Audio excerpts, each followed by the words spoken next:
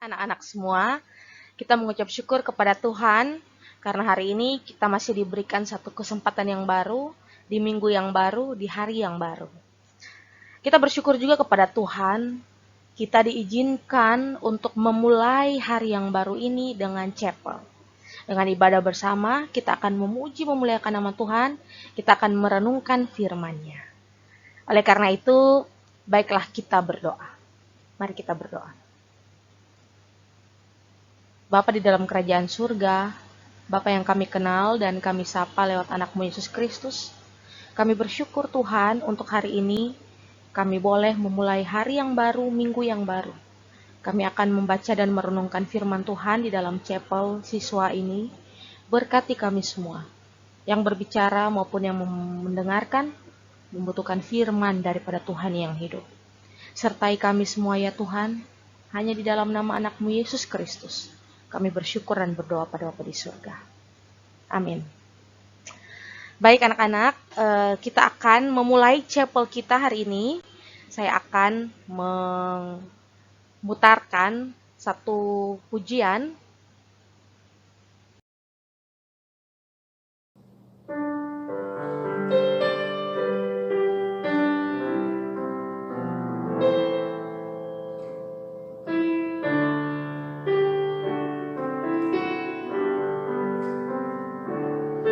Dulu ku bertinggi hati, belum pernah rendah hati, hingga Tuhan nyatakan diri, ku baru berbakti. Walau ku menganiaya, Tuhan tetap mencari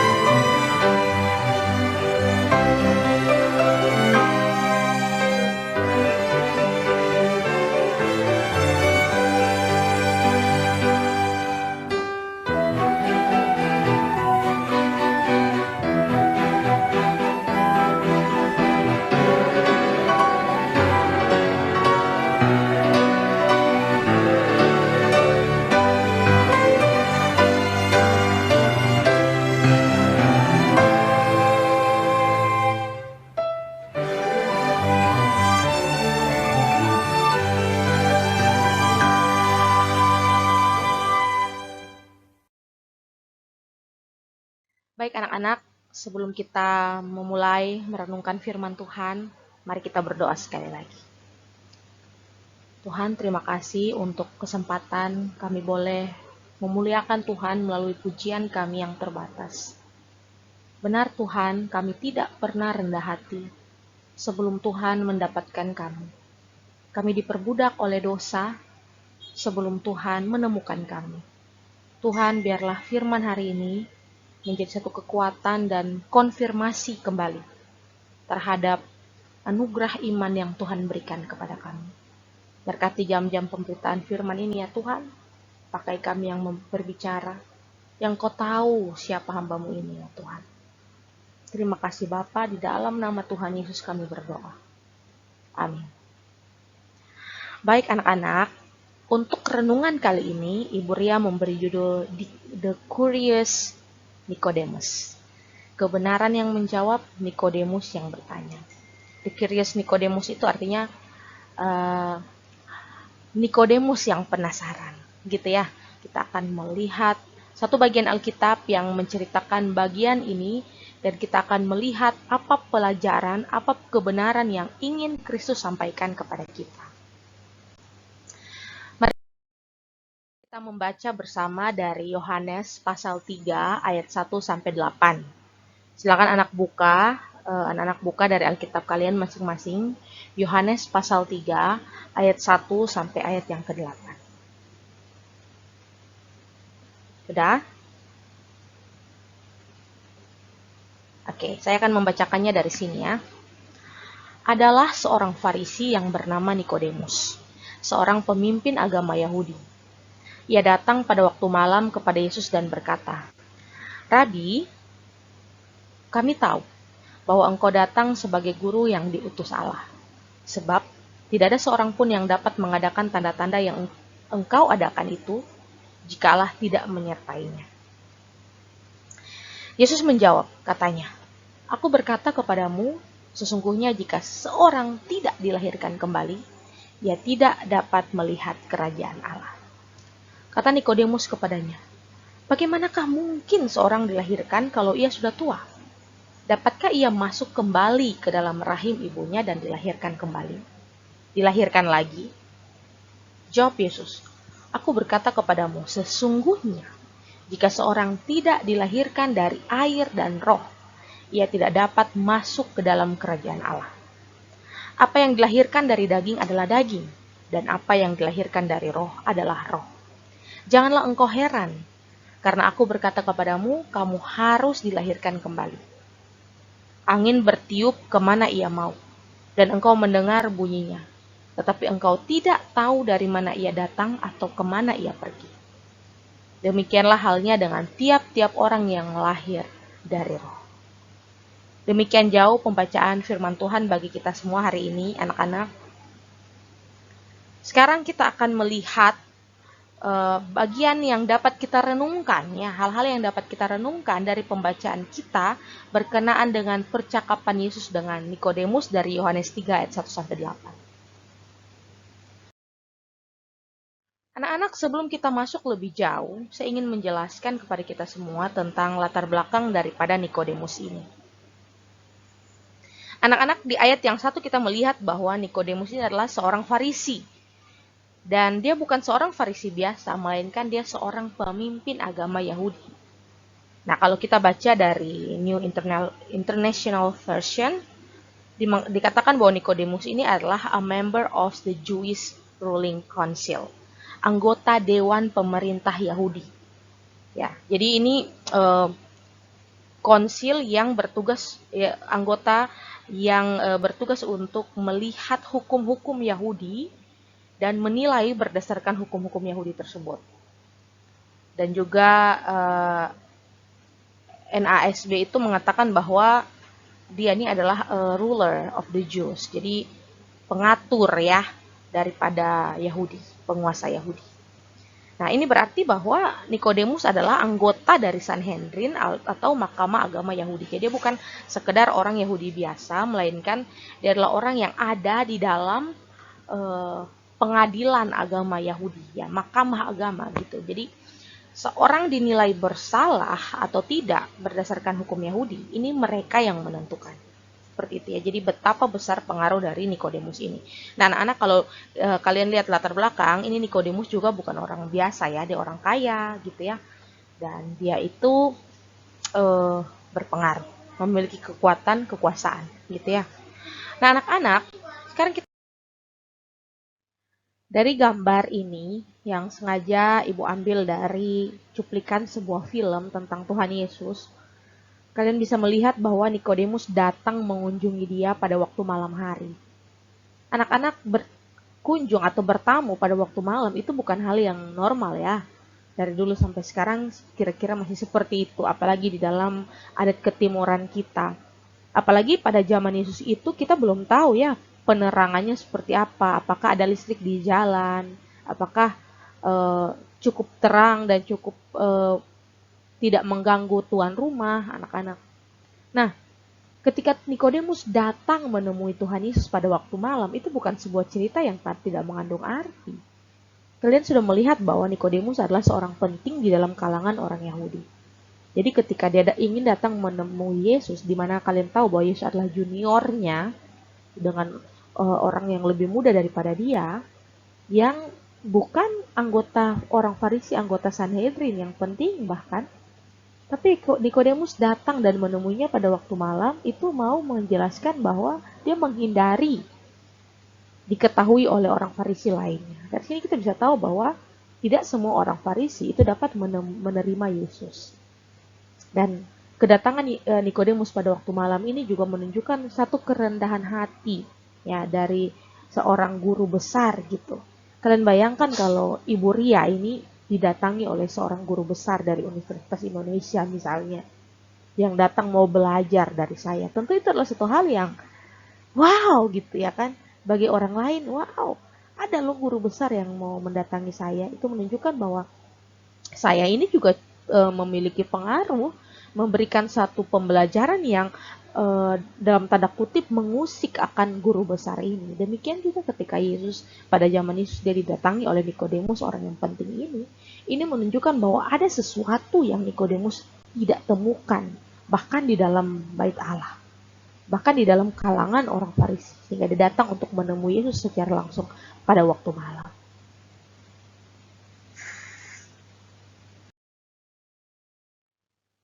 Nah, anak-anak, seperti orang Farisi dan pemimpin agama lainnya, Nikodemus mengamati Yesus. Nikodemus ini dia pernah melihat atau setidaknya mendengar mujizat yang Yesus sampaikan.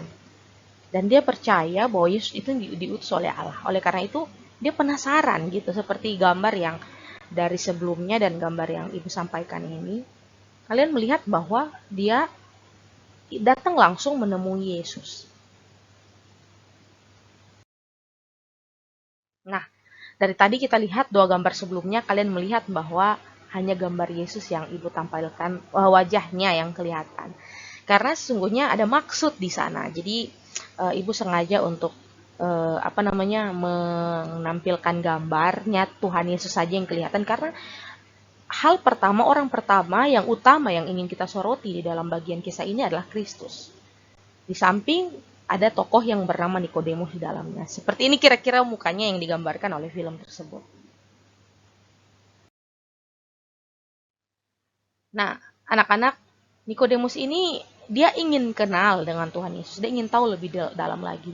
Beberapa pemimpin agama lainnya mengira bahwa Yesus itu diutus oleh iblis. Tapi tidak dengan Nikodemus ini. Dia tahu bahwa hanya orang yang diutus Allah sajalah yang dapat mencelikan mata orang buta. Namun karena Nikodemus ingin tahu lebih banyak lagi, maka ia langsung pergi berbicara kepada Yesus secara langsung. Nah, ini adalah satu keingintahuan yang besar yang dimiliki oleh Nikodemus. Sehingga dia dengan segala resiko, dia datang menemui Yesus pada waktu malam hari. Nah, anak-anak, Nikodemus ini ketika dia datang menemui Yesus, dia mendapatkan sebuah pernyataan, sebuah kebenaran yang berbeda dari yang sebelumnya ia pernah tahu, dari yang selama ini ia kenal. Ya, di situ ibu ada kasih caption perkataan Yesus yang berbeda, gitu ya. Nah, anak-anak, sebagai orang Farisi, Nikodemus percaya bahwa untuk dapat diterima oleh Allah, kamu harus menjadi orang Israel yang baik dan menghindari dosa. Namun Yesus memberitahu Nikodemus sesuatu yang sangat berbeda dari pemahaman Nikodemus tersebut. Yesus berkata bahwa menemukan jalan kepada Allah sama seperti dilahirkan.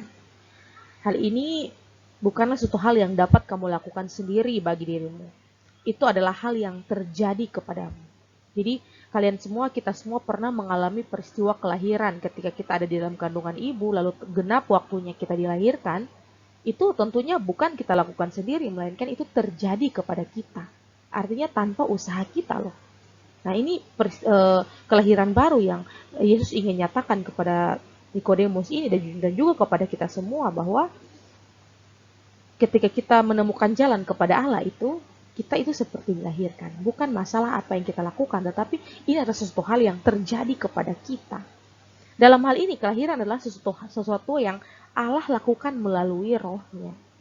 Ini adalah pelajaran baru bagi Nikodemus, anak-anak. Sama seperti kita juga, yang ketika kita baru pertama mengenal Allah. Sesuatu yang belum terlalu diyakini oleh Nikodemus. Ia menyadari bahwa tidak ada seorang pun yang mampu membuat dirinya dilahirkan kembali untuk kedua kalinya. Dan jika perkataan Yesus itu benar, maka tidak ada seorang pun yang dapat mengupayakan jalannya menuju surga. Semua orang harus dilahirkan kembali oleh Allah. Nah, anak-anak, ini adalah pelajaran yang berbeda sekali dari apa yang Nikodemus pahami selama ini. Baik anak-anak, dari bagian yang kita sudah baca tadi, yang kita sudah renungkan, bahkan kita sudah melihat latar belakang daripada Nikodemus, dan kita sudah melihat konteks yang ada pada zaman itu, apa yang dapat kita renungkan, apa yang dapat kita tarik menjadi pembelajaran bagi kita, poin-poin yang menjadi pembelajaran penting bagi kita saat ini. Ya, anak-anak, ada beberapa poin yang Ibu sampaikan. Yang pertama itu adalah anugerah Allah itu mendahului respon. Jadi sebelum kita mampu memberikan respon, ada anugerah Allah yang diberikan kepada kita sehingga kita mampu untuk berespon. Bahwa anugerah itu selalu datang terlebih dahulu. Hal yang kedua adalah siapa Nikodemus itu menjelaskan bahwa anugerah kelahiran baru adalah tentang siapa Allah dan bukan siapa kita. Anak-anak, kurang apa Nikodemus? Dia adalah seorang Farisi. Dia menaati seluruh hukum Musa dengan lebih ketat daripada apa yang dapat dibaca secara hurufiah, anak-anak. Dia begitu taat pada hukum-hukum Musa tersebut, dan dia juga adalah anggota Sanhedrin. Dia adalah mengambil posisi penting di dalam bait Allah pada waktu itu. Nah, tapi itu tidak membuat dia secara otomatis menjadi selamat, membuat dia tidak secara otomatis itu dibenarkan oleh Allah. Karena bukan tentang siapa dia. Tuhan Yesus mengatakan bahwa engkau perlu dilahirkan kembali. Tuhan Yesus mengumpamakan dia mendapati Allah itu seperti peristiwa kelahiran. Dilahirkan kembali. Bukan siapa kita, anak-anak. Bukan siapa kita, tapi siapa Allah. Hal yang berikut, anak-anak, kesalehan ini menunjukkan kepada kita bahwa kesalehan kita tidak membuat kita selamat. Alkitab menyatakan bahwa kebaikan manusia itu seperti kain kotor. Bahwa tanpa anugerah Allah, kebaikan apapun saja itu adalah seperti kain kotor. Maka anak-anak, jangan kita berpikir bahwa kita di depan orang itu begitu baik, kita diterima oleh begitu banyak orang, guru menilai kita dengan nilai yang bagus, lantas itu membuat kita selamat. Betapa banyak amal yang kita buat itu membuat kita selamat. Tidak.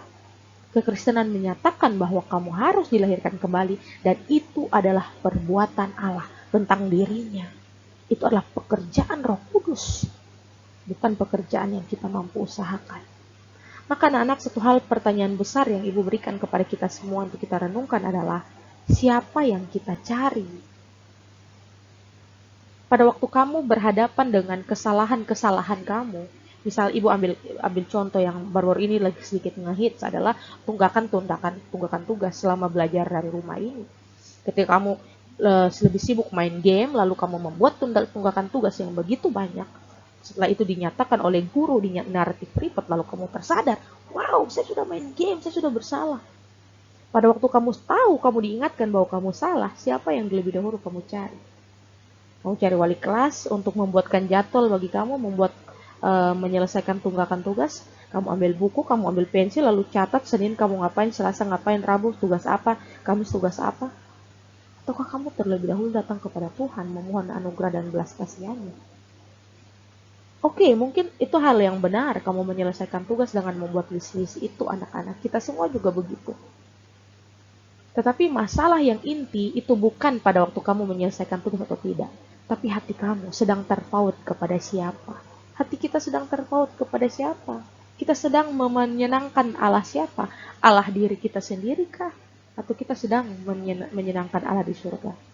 Maka anak-anak, di dalam pergumulan apapun, ketika kita itu bergumul dengan dosa, bergumul dengan hidup kita, siapa yang kita cari? Apakah kita datang dan bersujud di bawah kaki Tuhan? Tuhan, saya sudah bersalah kepadamu, biarlah Roh Kudus-Mu sekali lagi menyentuh kehidupan saya. Ataukah kita mulai mencari jalan kita sendiri dengan kebaikan-kebaikan yang menurut kita itu hebat?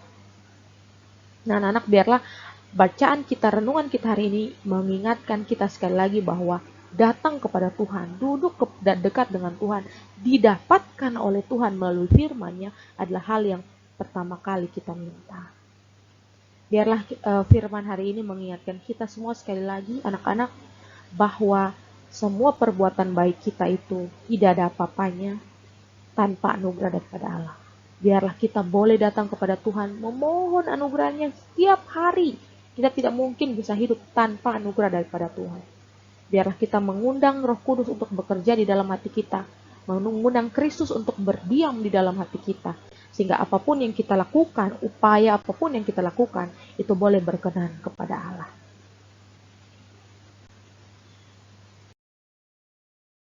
Tuhan Yesus memberkati kita semua, anak-anak. Mari kita berdoa. Bapa di dalam kerajaan surga, terima kasih untuk waktu dan kesempatan kami boleh merenungkan firman Tuhan hari ini, memuji Engkau di dalam chapel siswa. Biarlah apa yang kami lakukan ini ya Tuhan boleh menyenangkan hati Tuhan, dan kami boleh untuk kembali lagi hidup di dalam tuntunan dan pimpinan daripada Tuhan saja. Tuhan, biarlah kami boleh menyadari semua upaya kami itu sia-sia tanpa anugerah dan pertolongan daripada Allah sendiri. Berkati kami sepanjang satu hari ini ya Tuhan, hanya di dalam nama anak-Mu Yesus Kristus kami berdoa. Amin. Sampai jumpa anak-anakku semua. Tuhan Yesus memberkati kita semua. Selamat belajar, jangan lupa menulis buku chapel.